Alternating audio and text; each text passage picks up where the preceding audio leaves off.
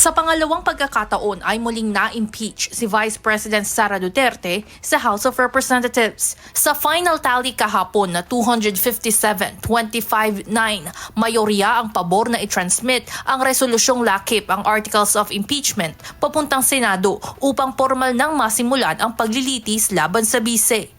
Matapos ipaliwanag ng ilang mga kongresista ang kanilang boto, naghain ng mosyon si Senior Deputy Majority Leader at Iloilo 3rd District Representative Lawrence Defensor na ihanda na ng House Secretary General ang transmittal nito paakyat ng mataas na kapulungan ng Kongreso.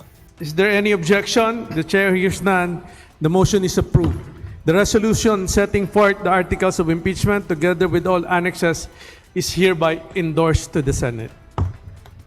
Oras na mai-transmit ito sa Senado, bibigyan ng kopya ng mga naturang dokumento ang mga respondent, complainant at mga legal counsel ng parehong panig. Pagbobotohan rin sa plenaryo ng Kamara kung sino-sino ang 11 kongresista na bubuo ng House Prosecution Team sa isasagawang impeachment trial. Samantala, habang isinasagawa ang plenary session sa Batasang Pambansa, ay nagpalit naman ng liderato ang Senado mula kay Senator Tito Soto III papunta kay Senator Alan Peter Cayetano. Sa explanation of vote ni Akbayan Party List Representative Percy Sandanya, sinabi nito na hindi dapat mapigilan ng mga nangyari ang impeachment trial ni VP Sara. Hindi tayo dapat matinag sa nangyaring Senate coup.